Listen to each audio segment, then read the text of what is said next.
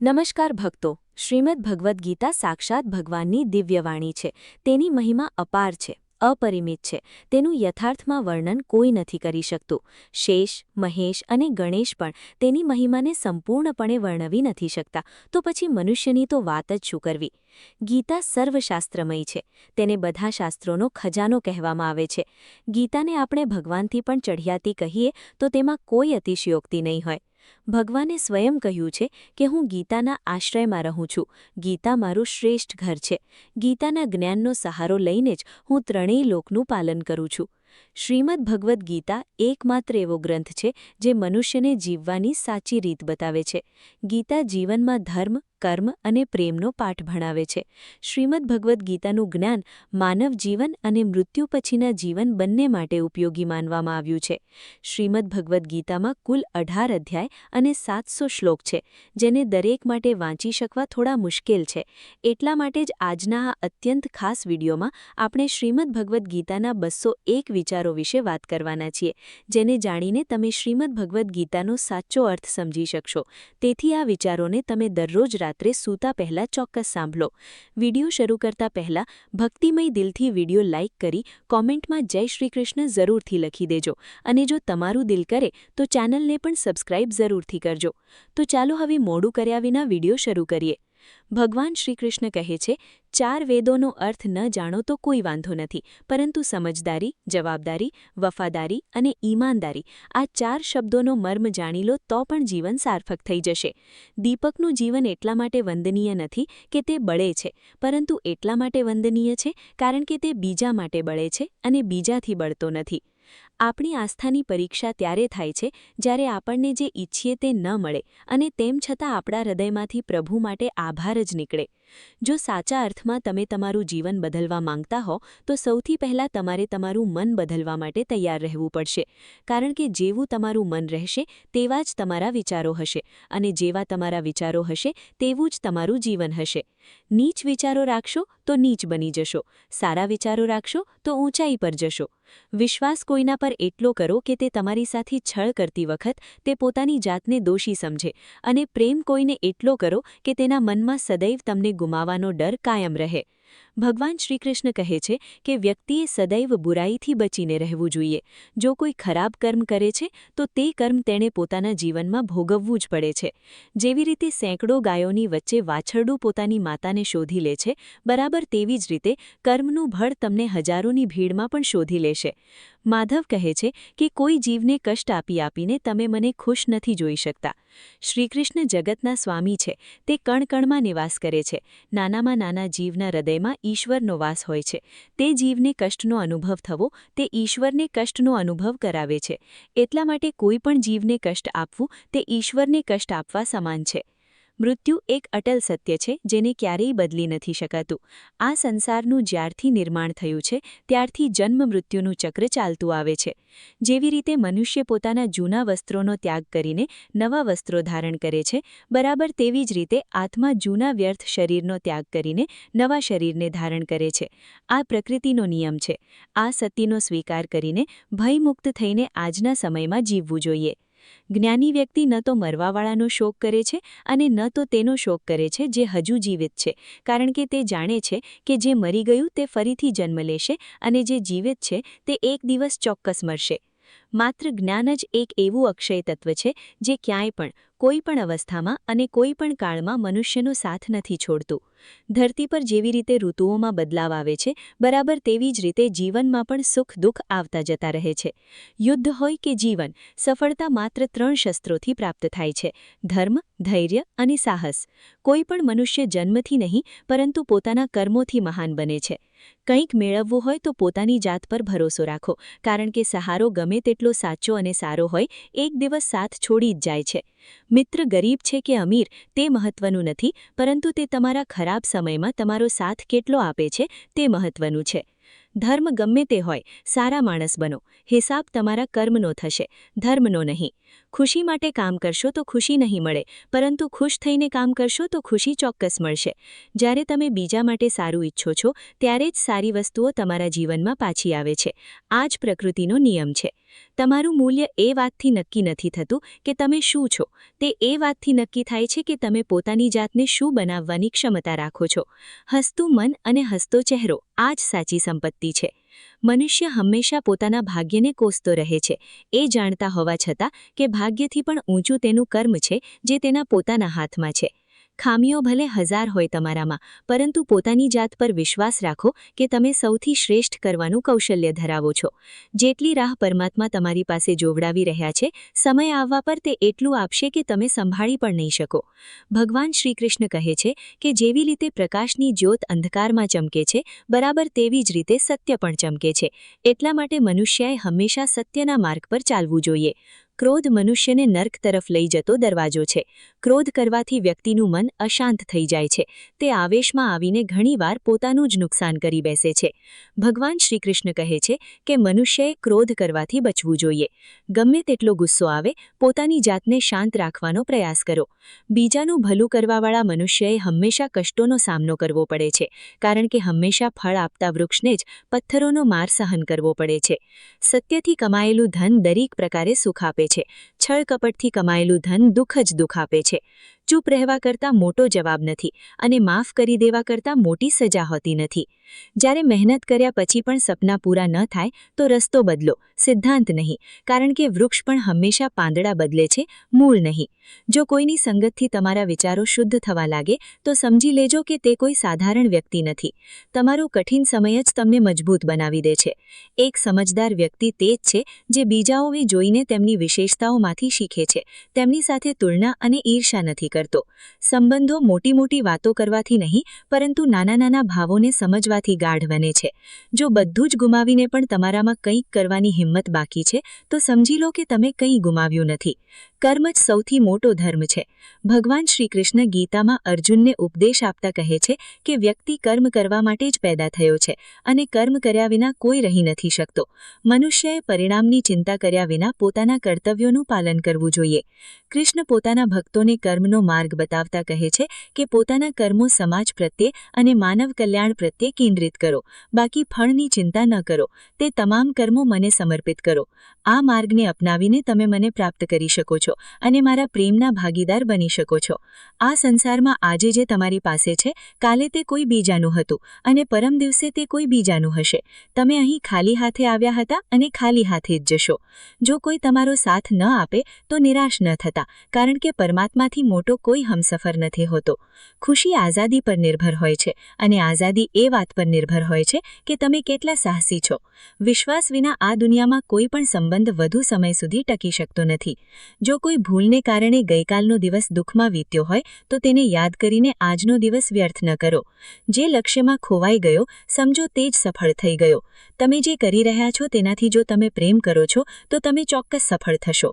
મન પર નિયંત્રણ રાખવું જરૂરી છે. મનુષ્યનું મન વાયુની જેમ ચંચળ છે. આ મન જ છે જે મનુષ્યને કામ વાસનાઓ તરફ ભટકાવતું રહે છે.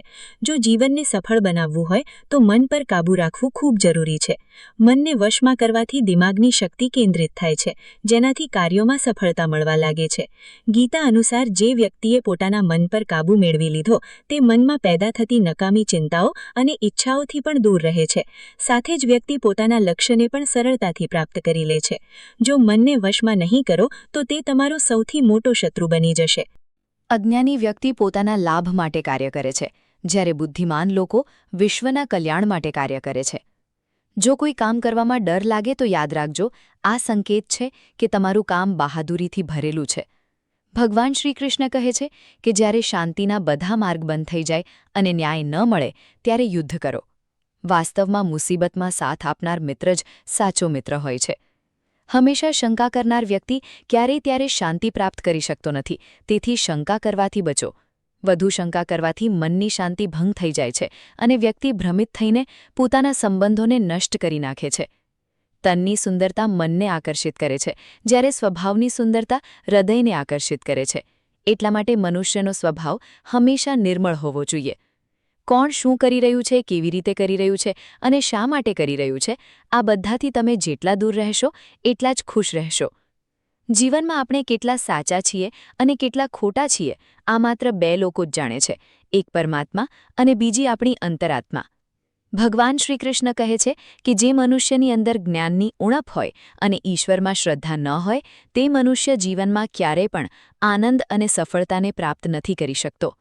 ભગવાન કહે છે કે જે મનુષ્ય સુખ અને દુઃખમાં શાંત રહે છે, જેના રાગ, ભય અને ક્રોધ નષ્ટ થઈ ગયા છે, જે મનુષ્ય શુભ અને અશુભ વસ્તુ મેળવીને પ્રસન્ન નથી થતો, જેણે પોતાની ઇન્દ્રિયોને વશમાં કરી લીધી છે, તે સ્થિર બુદ્ધિવાળો મનુષ્ય મુનિ સમાન છે. આવો મનુષ્ય સ્થિર રહીને અને ઇન્દ્રિયોને વશમાં રાખીને જ્ઞાન દ્વારા પરમાત્માને પ્રાપ્ત કરીને હંમેશા સંતુષ્ટ રહે છે. જે પ્રકારે સમુદ્ર અચળ છે, ભારેમાં ભારે આંધી તોફાન આવવા પર કે અનેક નદીઓનો જળપ્રવાહ તેમાં પ્રવેશ કરવા છતાં પણ તે પોતાની સ્થિતિથી વિચલિત થતો નથી, મર્યાદાનો ત્યાગ નથી કરતો, તેવી જ રીતે પરમાત્માના સ્વરૂપમાં સ્થિત યોગીની સ્થિતિ પણ સર્વદા અચળ હોય છે. મોટામાં મોટા સાંસારિક સુખ દુઃખોનો સંયોગ વિયોગ થવા છતાં પણ તેની સ્થિતિમાં સહેજ પણ અંતર પડતો નથી. તે યોગી પરમાત્મામાં નિત્ય નિરંતર અટલ અને સ્થિત રહે છે. પોતાનું કામ કઢાવવા માટે લોકો તમારી પ્રશંસા કરશે, તમારી સાથે સંબંધ બનાવવાની કોશિશ કરશે, પરંતુ તેમના વ્યવહારને સાચો માનીને જો તમે ફસાઈ જશો તો આગળ જતાં તમને જ નુકસાન થશે. કહેવાય છે કે લોકો પોતાનું કામ કાઢવા માટે ગધેડાને પણ ઘોડો બનાવી લે છે. વાસ્તવિકતામાં અત્યારે એવો જ યુગ ચાલી રહ્યો છે જ્યાં લોકો પોતાનો સ્વાર્થ પૂરો કરવા માટે કોઈ પણ હદ સુધી જઈ શકે છે.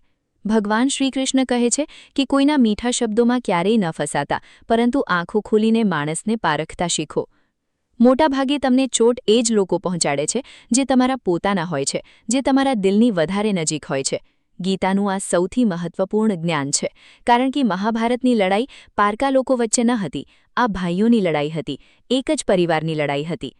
તમે કોઈની મદદ કરો કે ન કરો, પરંતુ જાણી જોઈને ક્યારેય કોઈનું દિલ ન દુભાવવું જોઈએ, કારણ કે જ્યારે તમારી લીધે કોઈનું દિલ દુભાય છે તો હંમેશા યાદ રાખજો કે તમને પણ એ દર્દ એક દિવસ ચોક્કસ મળશે. ક્યારેય કોઈ પણ વસ્તુની અતિ ન કરવી જોઈએ, કોઈ પણ વસ્તુ હદથી વધારે ન કરવી, કોઈની સાથે પ્રેમ કે નફરત પણ હદથી વધારે ન કરવી, કારણ કે કોઈ પણ વસ્તુની અતિ તમને જ નુકસાન પહોંચાડશે. તેથી જીવનને સંતુલન સાથે જીવવું જોઈએ. જે તમારી સાથે અધર્મ કરે, પાપ કરે, ખોટું કરે, તેને દંડ ચોક્કસ આપવો જોઈએ. જો તમે તેને સહન કરો છો તો તે તમારી સાથે વધુ ખોટું કરશે અને તમે તેનાથી પણ મોટા પાપના ભાગીદાર બની જશો. એટલા માટે જ્ઞાની વ્યક્તિએ પોતાની સાથે થઈ રહેલા અન્યાયનો વિરોધ કરવાનું શીખવું જોઈએ. જીવનમાં ક્યારેય એવું ન કરો જે લોકો કરે છે, હંમેશા તે જ કરો જે તમારા માટે સાચું છે. ભગવાન શ્રીકૃષ્ણ કહે છે કે જે માણસ પોતાની રક્ષા પોતે નથી કરી શકતો અથવા પોતાની રક્ષા કરવાનો પ્રયાસ પણ નથી કરતો તો એવા મનુષ્યોની રક્ષા ભગવાન પણ નથી કરતા. જે માણસ પોતાના મહત્વને નથી જાણતો તેવા માણસને કોઈ મહત્વ નથી આપતું. ખરાબ માણસ ક્યારે પોતાની બુરાઈ નથી છોડતો. તમે ચાહે તેની સાથે ગમે તેટલો સારો વ્યવહાર કરો, તે તમને તકલીફ ચોક્કસ આપશે. એટલે જેવો જેનો સ્વભાવ છે તેની સાથે તેવો જ વ્યવહાર કરવો જોઈએ. જે માણસ સમયની કદર નથી કરતો, સમય પણ તે માણસની કદર ક્યારેય નથી કરતો અને તેવો માણસ જીવનમાં ક્યારેય પણ સુખ, શાંતિ અને સફળતા પ્રાપ્ત નથી કરી શકતો. સંગતનું મનુષ્યના જીવન પર બહુ ઊંડો પ્રભાવ પડે છે. સારો માણસ જો ખરાબ લોકોની સંગતમાં રહેશે તો તે પણ એક દિવસ ખરાબ બની જશે. એટલે હંમેશા સારા લોકોની સંગતમાં રહો. આ દુનિયામાં પરમાત્મા સિવાય કોઈને પોતાનું ન સમજવું. અહીં કોઈ પોતાનું નથી, કારણ કે જ્યારે દુનિયાના બધા રસ્તા બંધ થઈ જાય છે ત્યારે ઈશ્વર તરફ જતો રસ્તો હંમેશા ખુલ્લો રહે છે. આ દુનિયામાં હારેલા માણસની, તકલીફમાં પડેલા માણસની કોઈ મદદ નથી કરતું અને જો કોઈ માણસ થોડો પણ સફળ થઈ જાય તો તેનાથી કોઈ ખુશ નથી થતું. એટલે તમારું દુઃખ કોઈને ન કહો અને તમારી ખુશી કોઈની આગળ વ્યક્ત ન કરો. મનુષ્યનો આહાર હંમેશા સાત્વિક અને સંતુલિત હોવો જોઈએ. જેને આ સમજ નથી કે શું ખાવું જોઈએ, કેટલું ખાવું જોઈએ, ક્યાં ખાવું જોઈએ અને કેવી રીતે ખાવું જોઈએ, તે પરમાત્માને ક્યારેય નથી પામી શકતો. પોતાની જાતને મિટાવીને પણ મૂકી દેશો તો પણ આ દુનિયા તમારાથી ખુશ નહીં થાય. એટલા માટે તે કરો જે તમારું દિલ ઈચ્છે છે, તે ન કરો જે દુનિયા ઈચ્છે છે, કારણ કે દુનિયાની પસંદ બદલાતા વાર નથી લાગતી. દુઃખ આવવું પણ જરૂરી છે, તેનાથી જ જિંદગી પૂરી થાય છે. માત્ર ખુશીઓ માણસને મજબૂત નથી બનાવતી. કાન્હા કહે છે કે મનની શાંતિથી વિશેષ આ સંસારમાં બીજી કોઈ સંપત્તિ નથી. જે વ્યક્તિએ પોતાના મનને શાંત રાખતા શીખી લીધું છે તેનાથી વધુ ધનવાન આ સંસારમાં બીજું કોઈ નથી. સતત મળી રહેલી નિષ્ફળતાઓથી ક્યારેય નિરાશ ન થતા, કારણ કે ક્યારેક ચાવીઓના ઝુમખાની છેલ્લી ચાવી પણ તાળું ખોલી દે છે. સંબંધો ભલે ગમે તેટલા ખરાબ હોય, તેમને તોડતા નહીં, કારણ કે પાણી ભલે ગમે તેટલું ગંદુ હોય, જો તરસ ન छिપાવી શકે તો આગ તો ઓલવી જ શકે છે. ઈશ્વર પાસે કંઈક માંગવા પર ન મળે તો તેનાથી નારાજ ન થતા, કારણ કે ઈશ્વર તે નથી આપતા જે તમને સારું લાગે છે, પરંતુ તે એ જ વસ્તુ આપે છે જે તમારા માટે સારી હોય છે. જિંદગીમાં એક એવા માણસનું હોવું ખૂબ જરૂરી છે, જેને દિલની હાલત જણાવવા માટે શબ્દોની જરૂર ન પડે. તેને જ પરમાત્મા કહેવાય છે. દુઃખ આપે તો એકવાર છે, પણ પળભરમાં જ જિંદગી જીવતા શીખવી જાય છે. આપણે લોકોને ખુશ કરવાના ચક્કરમાં આપણું બધું જ ગુમાવી દઈએ છીએ. બાદમાં આ જ લોકો તમે કર્યું જ શું છે કહીને બધા કાર્યોને ભૂલાવી દે છે. જીવનમાં સુખ શાંતિ ઈચ્છતા હો તો પોતાની સમસ્યાઓ અને ટીકાઓને પોતાના પર હાવી ન થવા દો. જે લોકો પડવાથી ડરે છે તે ક્યારેય ઊંચી ઉડાન ભરી શકતા નથી. માણસો બીજાની અચ્છાઈઓ પર ખામોશ રહે છે, પરંતુ જ્યારે ચર્ચા બુરાઈઓની હોય તો મૂગા પણ બોલી પડે છે. કાન્હા કહે છે કે જેટલો સમય તમે બીજા ઉપર બરબાદ કરો છો, જો એટલો જ સમય પોતાની જાત પર લગાવો તો ઝૂકવું નહીં પડે. લોકોને પારખવાની આદત પાડો. જેમ દરેક ચમકતી વસ્તુ સોનું નથી હોતી, તેવી જ રીતે દરેક સારો દેખાતો માણસ સાચો નથી હોતો. જ્યાં સુધી આપણે કોઈ કામની શરૂઆત નથી કરતા, ત્યાં સુધી તે કામ આપણને અશક્ય જ દેખાય છે. જેણે એકલા ચાલવાનું શીખી લીધું, સમજો તે વ્યક્તિ સફળતાના દરવાજા પર પોતાનું પહેલું કદમ મૂકી ચૂક્યો છે. ખુશ રહેવાનો બસ એક જ મંત્ર છે: અપેક્ષા માત્ર પોતાની જાત પાસેથી રાખો, બીજા કોઈ માણસ પાસેથી નહીં. મોહ વિનાશનું કારણ હોય છે. મનુષ્યના દુઃખોનું મૂળ કારણ તેનો મોહ જ છે. તે જેટલો વધુ મોહ કરશે તેટલું જ વધુ કષ્ટ પણ ભોગવશે. પશ્ચાતાપ ભૂતકાળ નથી બદલી શકતો અને ચિંતા ભવિષ્ય નથી સુધારી શકતી. તેથી વર્તમાનનો આનંદ લેવો એ જ જીવનનું સાચું સુખ છે. શ્રી કૃષ્ણ કહે છે, જે તમારો સાથ આપે છે તમે તેનો સાથ આપો, જે તમને દગો આપે છે તમે તેનો ત્યાગ કરો. જે જગ્યાએ તમારું સન્માન ન થતું હોય ત્યાં ક્યારેય જવું ન જોઈએ, નહીંતર લોકો તમને કમજોર અને બેવકૂફ સમજશે. જ્યાં વરસાદ ન હોય ત્યાં પાક ખરાબ થઈ જાય છે, અને જ્યાં સંસ્કાર ન હોય ત્યાં પેઢી પણ ખરાબ થઈ જાય છે. જે લોકો એવું કહે છે કે મારી પાસે સમય નથી, અસલમાં તેમના ખાસ સંબંધોની ગણતરીમાં તમારું નામ જ નથી હોતું. વાણી એટલી મધુર રાખો કે ક્યારેય પાછી પણ લેવી પડે તો તમને પોતાને કડવી ન લાગે. પોતાનામાં થોડું સ્વાભિમાન હોવું પણ જરૂરી છે, નહીંતર લોકો તમને ત્યાં પણ દબાવવાની કોશિશ કરશે જ્યાં તમારો અધિકાર છે. શ્રેષ્ઠ પુરુષ જેવું આચરણ કરે છે, અન્ય પુરુષ પણ તેવું જ આચરણ કરે છે. મનુષ્ય જે પણ સ્વરૂપની પૂજા કરે છે, હું પણ તેમને તેમની ભાવના અનુસાર તે જ સ્વરૂપમાં દર્શન આપું છું. મનુષ્ય જે ભાવથી મારી ઉપાસના કરે છે, હું તેમના તે ભાવનું જ અનુસરણ કરું છું. જે મારું ચિંતન કરે છે તેનું હું ચિંતન કરું છું. જે મારા માટે વ્યાકુળ થાય છે તેના માટે હું પણ વ્યાકુળ થઈ જાઉં છું. જે મને પોતાનું સર્વસ્વ અર્પણ કરી દે છે, હું પણ તેને મારું સર્વસ્વ અર્પણ કરી દઉં છું. આ મનુષ્ય લોકમાં સાંસારિક ભોગ માટે લોકો ઇન્દ્ર વગેરે દેવતાઓની ઉપાસના કરે છે, કારણ કે દેવતાઓનું પૂજન કરનારાઓને તેમની ઉપાસનાનું ફળ તરત મળી જાય છે. પરંતુ હું એવું નથી કરતો.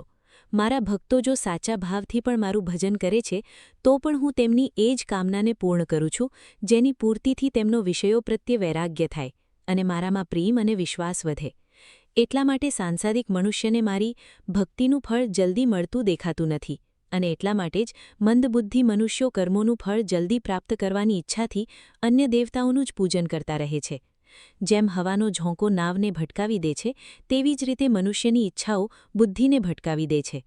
જે મનુષ્ય સુખ અને દુઃખમાં, માન અને અપમાનમાં શાંત રહે છે, તે મનુષ્ય મને અતિ પ્રિય છે. આ સંસાર મારી જ માયા છે. આ સંસાર મારામાંથી જ ઉત્પન્ન થયો છે. હું જ તેનું પાલનપોષણ કરું છું અને હું જ આ સૃષ્ટિનો વિનાશ કરું છું. હું ભૂત, વર્તમાન અને ભવિષ્યના તમામ પ્રાણીઓને જાણું છું, પરંતુ વાસ્તવિકતામાં મને કોઈ નથી જાણતું. સમજદાર વ્યક્તિ જ્યારે સંબંધ નિભાવવાનું બંધ કરી દે છે તો સમજી લેવું જોઈએ કે તેના આત્મસન્માનને ક્યાંક ને ક્યાંક ઠેસ ચોક્કસ પહોંચી છે. પ્રેમ હંમેશા માફી માંગવાનું પસંદ કરે છે અને અહંકાર હંમેશા માફી સાંભળવાનું પસંદ કરે છે.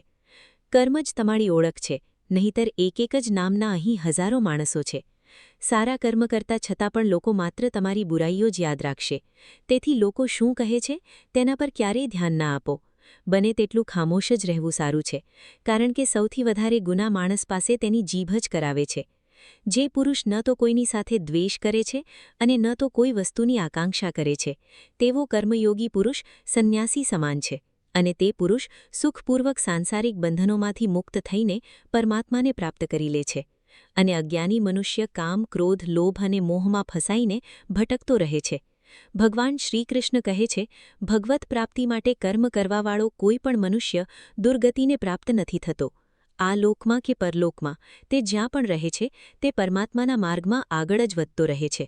કોઈને દગો આપવું તે એક કર્જ છે જે તમને કોઈ બીજાના હાથે એક દિવસ ચોક્કસ મળશે. એક સારી નજર તે જ છે જે માત્ર પોતાની ખામીઓ અને બીજાના ગુણો શોધે છે. ક્યારે તે વ્યક્તિ પર ભરોસો ન કરો જે સમયની સાથે સ્વભાવ બદલી લેતા હોય.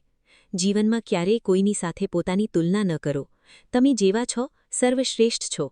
બધાને પોતાનું જીવન બદલવા માટે સમય મળે છે, પરંતુ સમય બદલવા માટે બીજી વાર જીવન નથી મળતું. જે થવાનું છે તે થઈને જ રહે છે અને જે નથી થવાનું તે ક્યારેય નથી થતું.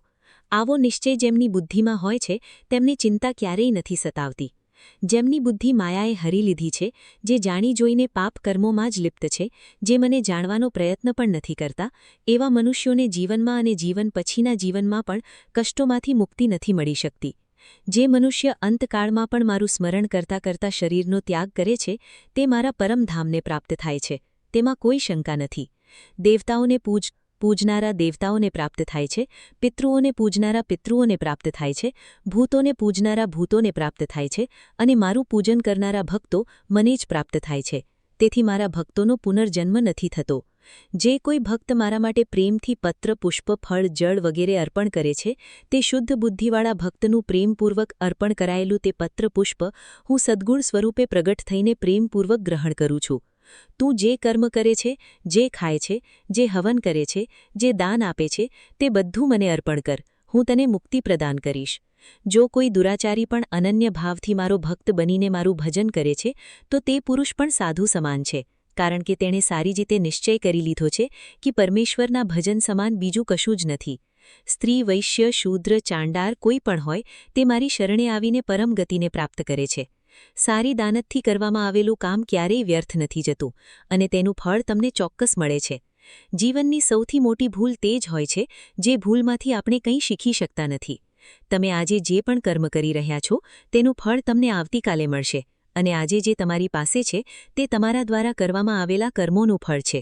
જે મનુષ્ય શ્રદ્ધાભાવથી મારી ભક્તિ કરે છે હું તેને દરેક વસ્તુ આપું છું જે તેની પાસે નથી, અને જે તેની પાસે છે હું તેનું રક્ષણ પણ કરું છું.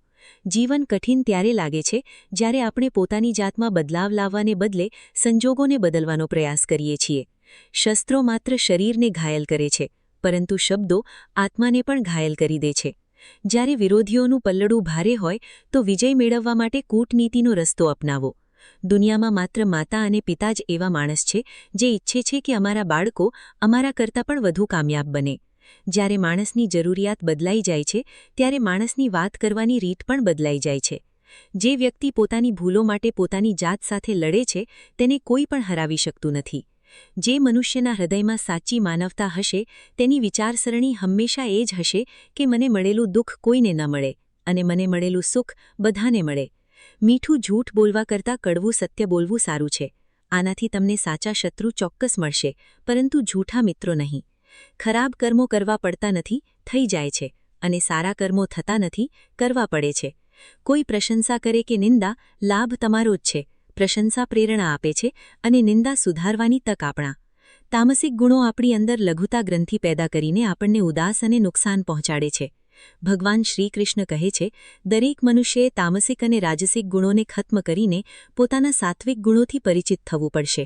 સાત્વિક ગુણ એ છે જે આત્માને પોતાની આસપાસની દરેક વસ્તુ સાથે જોડી રાખે છે અને તેમને પ્રેમ કરતા શીખવે છે.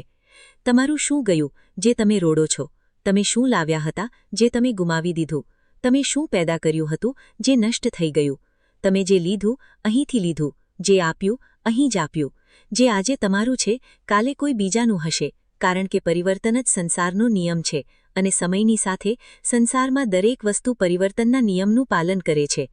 ભગવાન શ્રીકૃષ્ણ કહે છે, કોઈનું સારું ન કરી શકો તો ખરાબ પણ ન કરતા, કારણ કે દુનિયા કમજોર છે, પરંતુ દુનિયા બનાવનારો નહીં. હે અર્જુન, સંપૂર્ણ પ્રાણીઓ જન્મ પહેલાં અપ્રગટ હતા અને મર્યા પછી પણ અપ્રગટ થઈ જવાના છે. માત્ર વચ્ચેના સમયમાં જ પ્રગટ છે, તો પછી આવી સ્થિતિમાં શોક શા માટે કરવો? કોઈ એક મહાપુરુષ આ આત્માને આશ્ચર્યની જેમ જુએ છે. તેવો જ કોઈ બીજો મહાપુરુષ જ તેના તત્વનું આશ્ચર્યની જેમ વર્ણન કરે છે, અને કોઈ બીજો અધિકારી પુરુષ જ તેને આશ્ચર્યની જેમ સાંભળે છે, અને કોઈ તો સાંભળીને પણ આને નથી જાણતા. અહીં શ્રી ભગવાનનો ભાવ છે કે આત્મા આશ્ચર્ય છે, તેથી તેને જોનારો સંસારમાં કોઈક જ હોય છે, અને તે તેને આશ્ચર્યની જેમ જુએ છે. જે મહાપુરુષ પરમાત્માને જાણવાવાળા છે, જે સંપૂર્ણ વેદો અને શાસ્ત્રોના જ્ઞાતા છે, તેઓ જ આત્માનું વર્ણન કરી શકે છે, અને તેમનું વર્ણન કરવું પણ આશ્ચર્યની જેમ જ હોય છે. હે અર્જુન, આ આત્મા સૌના શરીરોમાં સદા જ અવધ્ય એટલે કે જેનો વધ ન થઈ શકે તેવો છે. તેનો ક્યારેય નાશ થઈ શકતો નથી. આ કારણે સંપૂર્ણ પ્રાણીઓ માટે તું શોક કરવાને યોગ્ય નથી, અને પોતાના ધર્મને જોઈને પણ તું શોક કરવાને યોગ્ય નથી. અર્થાત તારે ભય ન કરવું જોઈએ, કારણ કે ક્ષત્રિય માટે ધર્મયુક્ત યુદ્ધથી ચઢિયાતું બીજું કોઈ કલ્યાણકારી કર્તવ્ય નથી. હે પાર્થ, પોતાની મેળે જ પ્રાપ્ત થયેલા અને ખુલ્લા થયેલા સ્વર્ગના દ્વાર આ પ્રકારના યુદ્ધને ભાગ્યવાન ક્ષત્રિય લોકો જ પામે છે. પરંતુ જો તું આ ધર્મયુક્ત યુદ્ધને નહીં કરે તો સ્વધર્મ અને કીર્તિને ગુમાવીને પાપને પ્રાપ્ત થશે, અને બધા લોકો અનંતકાળ સુધી તારી અપકીર્તિની ચર્ચા કરશે, અને માનનીય પુરુષ માટે અપકીર્તિ મરણ કરતાં પણ ખરાબ છે. જેની દ્રષ્ટિમાં તું પહેલાં બહુ સન્માનિત હતો, હવે તું લઘુતાને પ્રાપ્ત થશે. એ મહારથીઓ તને ભયના કારણે યુદ્ધમાંથી પાછો હટેલો માનશે, અર્થાત તારા શત્રુઓ તારા સામર્થ્યની નિંદા કરતા તને ઘણા ન કહેવા યોગ્ય વચનો પણ કહેશે. તેનાથી વધુ દુઃખ બીજું શું હશે? યા તો તું યુદ્ધમાં મારાઈ જઈશ અને સ્વર્ગને પ્રાપ્ત કરીશ, અથવા સંગ્રામમાં જીતીને પૃથ્વીના રાજ્યને ભોગવીશ. આ કારણે જ અર્જુન, તું યુદ્ધ માટે નિશ્ચય કરીને ઊભો થઈ જા. જય, પરાજય, લાભ, હાનિ અને સુખ દુઃખને સમાન સમજીને યુદ્ધ માટે તૈયાર થઈ જા. આ રીતે યુદ્ધ કરવાથી તું પાપને પ્રાપ્ત નહીં થાય. હે પાર્થ, આ તારા માટે જ્ઞાનયોગના વિષયમાં કહેવાયું, અને હવે તું આને કર્મયોગના વિષયમાં સાંભળ. જે બુદ્ધિને જાણીને તું કર્મોના બંધનને સારી રીતે ત્યાગી દઈશ, અર્થાત સર્વથા નષ્ટ કરી નાખીશ. આ કર્મયોગરૂપી ધર્મનું થોડુંક પણ સાધન જન્મ-મૃત્યુરૂપી મહાન ભયથી રક્ષા કરી લે છે. અહીં શ્રી ભગવાનના કહેવાનો ભાવ છે કે કર્મયોગનો ક્યારેય નાશ થતો નથી. તેના સંસ્કારો સાધકના અંતઃકરણમાં સ્થિત થઈ જાય છે, અને તે સાધકને બીજા જન્મમાં પુનઃ સાધનમાં લગાડી દે છે. નિષ્કામ ભાવથી કરવામાં આવેલા કર્મોનું વિપરીત પરિણામ પણ આવતું નથી, અને આવો સાધક ભગવાનને પ્રાપ્ત થઈ જાય છે. હે અર્જુન, આ કર્મયોગમાં નિશ્ચયાત્મિકા બુદ્ધિ પણ એક જ હોય છે, પરંતુ અસ્થિર વિચારવાળા વિવેકહીન કામી મનુષ્યની બુદ્ધિ અથવા નિશ્ચય જ ઘણા ભેદવાળા અને અનંત હોય છે. જ્યારે નિર્ણય લેવાનો હોય ત્યારે બુદ્ધિ એક જ હોય છે, પરંતુ જ્યાં વિચારવાની નિર્ણયની કમી હોય ત્યાં અનેક બુદ્ધિઓ કામ કરે છે. અહીં અનિશ્ચય વિષય કહેવાયું છે. જ્યારે તમે નિર્ણય નથી લઈ શકતા તો ન જાણે કેટલી દિશાઓમાં તમારું ધ્યાન, તમારી બુદ્ધિ જાય છે, પરંતુ જો તમે નિર્ણય કરવાનું વિચારી લો તો ત્યારબાદ એ કામ કરવાનું જ પ્રણ હોય છે. હે અર્જુન, જેઓ ભોગોમાં તન્મય થઈ રહ્યા છે, જેઓ કર્મફળના પ્રશંસક વેદવાક્યોમાં જ પ્રીતિ રાખે છે, જેમની બુદ્ધિમાં સ્વર્ગ જ સર્વોચ્ચ વસ્તુ છે, અને જેઓ સ્વર્ગથી ચઢિયાતી બીજી કોઈ વસ્તુ નથી માનતા, એટલે કે એવા લોકો જે કર્મના બદલામાં થવાનારા માત્ર ફળ કે લાભની જ વાત કરે છે, તો તે કર્મ નથી રહેતું, સ્વાર્થ બની જાય છે. તેને કર્મ ન કહી શકાય. હે અર્જુન, જે અજ્ઞાની લોકો માત્ર દેખાવ અને શોભાયુક્ત વાણી જ બોલે છે, તે ઢોંગી હોય છે. તેઓ કહે છે બહુ બધું, પણ કરે છે બહુ ઓછું. આવા લોકોથી બચીને રહેવું જોઈએ. જે કર્મોની વાતો ભોગ અને ઐશ્વર્ય માટે કરે છે, જેમનું ધ્યેય માત્ર ભોગ અને ઐશ્વર્ય છે, તેવા પુરુષોની પરમાત્મામાં નિશ્ચયાત્મિકા બુદ્ધિ પણ નથી હોતી. હે અર્જુન, વેદોના કર્મકાંડ આપણી પ્રકૃતિના 3 ગુણો સાથે જોડાયેલા છે. તેથી તું તે ભોગો અને તેના સાધનોમાં આસક્તિહીન, હર્ષ શોક વગેરે દ્વંદ્વોથી રહિત, નિત્ય વસ્તુ પરમાત્મામાં સ્થિત, યોગ અને ક્ષેમને ન ઈચ્છનારો અને સ્વાધીન અંતઃકરણવાળો થા. અહીં શ્રી ભગવાનનો ભાવ છે કે વેદ પણ 3 ગુણોમાં સમાપ્ત થઈ જાય છે. તેનાથી આગળ તે નથી જાણતા. તેનાથી આગળ છે કર્મયોગ. શ્રી ભગવાનનું કહેવું છે કે કર્મ કર પરંતુ તેનાથી આસક્તિ ન રાખ. અત્યંત મોટા જળાશયની પ્રાપ્તિ થઈ જવા પર નાના જળાશયમાં મનુષ્યનું જેટલું પ્રયોજન રહે છે તેવી જ રીતે જેણે બ્રહ્મતત્વને સમજી લીધું ત્યારે તેના માટે વેદોની કોઈ આવશ્યકતા નથી રહેતી. તારો માત્ર કર્મ કરવામાં જ અધિકાર છે, તેના ફળોમાં ક્યારેય નહીં. એટલા માટે તું કર્મોના ફળ માટે કામ ન કર, પરંતુ એવું પણ ન થાય કે તું કામ જ ન કરે. કર્મ કરવાનું છે પરંતુ ફળ માટે નહીં. હે ધનંજય, તું આસક્તિનો ત્યાગ કરીને તથા સિદ્ધિ અને અસિદ્ધિમાં સમાન બુદ્ધિવાળો થઈને યોગમાં સ્થિત રહી કર્તવ્ય કર્મ કર. ફળની ઈચ્છા માટે કર્મ ન કર. તારે કર્મયોગી બનવા માટે સમભાવમાં સ્થિત થઈને કર્મ કરવું જોઈએ. સકામ કર્મોને બુદ્ધિયોગની અપેક્ષાએ અત્યંત નીચા ગણાવીને ભગવાને ભાવ આપ્યો છે કે સકામ કર્મોનું ફળ નાશવંત ક્ષણિક સુખની પ્રાપ્તિ છે અને કર્મયોગનું ફળ પરમાત્માની પ્રાપ્તિ છે. તેથી બંનેમાં દિવસ અને રાત જેટલો મોટો અંતર છે. સમત્વરૂપી યોગ જ કર્મોમાં કુશળતા છે, અર્થાત કર્મબંધનમાંથી છૂટવાનો ઉપાય છે. કારણ કે સમબુદ્ધિયુક્ત જ્ઞાનીજનો જ કર્મોથી ઉત્પન્ન થવાવાળા ફળનો ત્યાગ કરીને જન્મરૂપી બંધનમાંથી મુક્ત થઈને નિર્વિકાર પરમ પદને પ્રાપ્ત કરી જાય છે. જે કાળમાં તારી બુદ્ધિ મોહરૂપી દલદલને સારી રીતે પાર કરી જશે તે સમયે તું સાંભળેલા અને સાંભળવામાં આવનારા આ લોક અને પરલોક સંબંધી તમામ ભોગોથી વૈરાગ્યને પ્રાપ્ત થઈ જઈશ. અર્જુન બોલ્યા, સમાધિમાં સ્થિત પરમાત્માને પ્રાપ્ત થયેલા સ્થિર બુદ્ધિ પુરુષના શું લક્ષણો છે? તે સ્થિર બુદ્ધિ પુરુષ કેવી રીતે બોલે છે, કેવી રીતે બેસે છે અને કેવી રીતે ચાલે છે? શ્રી ભગવાન બોલ્યા, હે અર્જુન, જે કાળમાં પુરુષ મનમાં સ્થિત સંપૂર્ણ કામનાઓને સારી રીતે ત્યાગી દે છે અને આત્માથી આત્મામાં જ સંતુષ્ટ રહે છે તે કાળમાં તે સ્થિત પ્રજ્ઞ કહેવાય છે. દુઃખોની પ્રાપ્તિ થવા પર જેના મનમાં ઉદ્વેગ નથી થતો, જેના રાગ, ભય અને ક્રોધ નષ્ટ થઈ ગયા છે, એવો મુનિ સ્થિર બુદ્ધિ કહેવાય છે. જે પુરુષ સર્વત્ર સ્નેહરહિત થઈને શુભ યા અશુભ વસ્તુને પ્રાપ્ત થઈને ન પ્રસન્ન થાય છે અને ન શોક કરે છે તેની બુદ્ધિ સ્થિર છે. કાચબો બધી બાજુથી પોતાના અંગોને જેવી રીતે સંકેલી લે છે તેવી જ રીતે જ્યારે આ પુરુષ ઇન્દ્રિયોના વિષયોમાંથી ઇન્દ્રિયોને બધી રીતે હટાવી લે છે ત્યારે તેની બુદ્ધિ પણ સ્થિર થઈ જાય છે.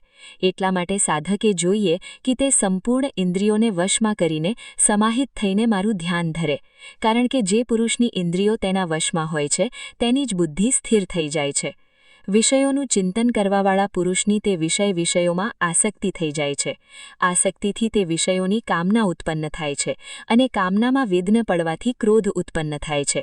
ક્રોધથી ભ્રમ પેદા થાય છે. સ્મૃતિમાં ભ્રમ થઈ જવાથી બુદ્ધિનો નાશ થઈ જાય છે અને બુદ્ધિનો નાશ થઈ જવાથી તે પુરુષનું પતન થઈ જાય છે. જે પ્રકારે હવાનો ઝોંકો નાવને ભટકાવી દે છે, બરાબર તેવી જ રીતે મનુષ્યની ઇન્દ્રિયો તેની બુદ્ધિને ભટકાવી દે છે. તેથી જે પુરુષની ઇન્દ્રિયો તેના વશમાં હોય તેની જ બુદ્ધિ સ્થિર છે. ભગવાન શ્રી કૃષ્ણ કહે છે, જે પ્રકારે સમુદ્રની સ્થિતિ અચળ છે, ભારેમાં ભારે આંધી તોફાન આવવા પર અથવા અનેક નદીઓનો જળ પ્રવાહ તેમાં પ્રવેશે તો પણ તે પોતાની સ્થિતિથી વિચલિત થતો નથી, મર્યાદાનો ત્યાગ નથી કરતો, તેવી જ રીતે પરમાત્માના સ્વરૂપમાં સ્થિત યોગીની સ્થિતિ પણ સર્વથા અચળ હોય છે. મોટામાં મોટા સાંસારિક સુખ દુઃખોનો સંયોગ વિયોગ થવા પર પણ તેની સ્થિતિમાં સહેજ પણ અંતર પડતો નથી. તે યોગી પરમાત્મામાં નિત્ય નિરંતર અટલ અને સ્થિત રહે છે. જે મનુષ્ય સંપૂર્ણ કામનાઓનો ત્યાગ કરે છે તે જ મનુષ્ય શાંતિને પ્રાપ્ત કરી શકે છે. જે મનુષ્ય મારી સાથે પરમ પ્રેમ કરીને આ પરમ રહસ્યયુક્ત ગીતા શાસ્ત્રને મારા ભક્તોમાં કહેશે તે મને જ પ્રાપ્ત થશે તેમાં કોઈ સંદેહ નથી.